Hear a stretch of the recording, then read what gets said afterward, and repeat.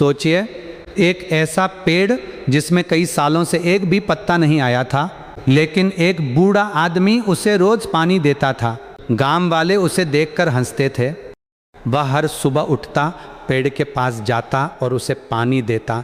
गर्मी हो या सर्दी, बारिश हो या तेज धूप, उसका काम कभी नहीं रुकता।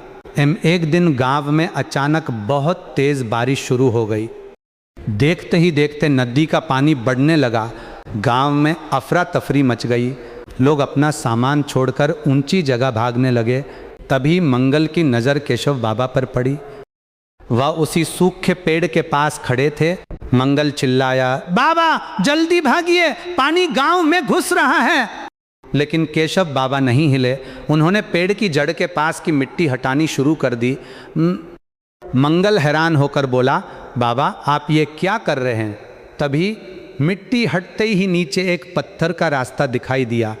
मंगल की आंखें खुली की खुली रह गईं।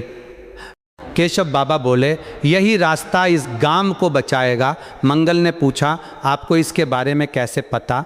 केशव बाबा ने कहा, जब मैं छोटा था मेरे पिता ने यह रास्ता बनाया था। उन्होंने कहा था कि अगर कभी गांव पर बड़ी मुसीबत आए तो लोगों को इसी रास्ते से पहाड़ी पर ले जाना। मंगल ने पूछा, लेकिन आपने इसे इतने सालों तक क्यों छुपा कर रखा?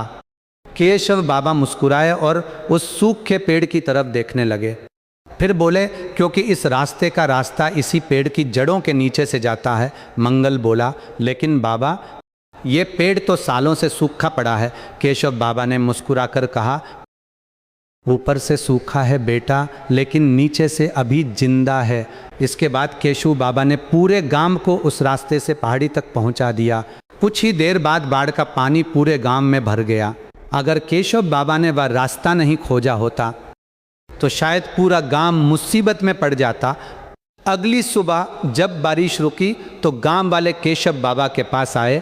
मंगल ने उनके पैर पकड़कर कहा, बाबा हम आपको बेवकूफ़ समझते थे, लेकिन आज आपकी वजह से पूरा गांव बच गया।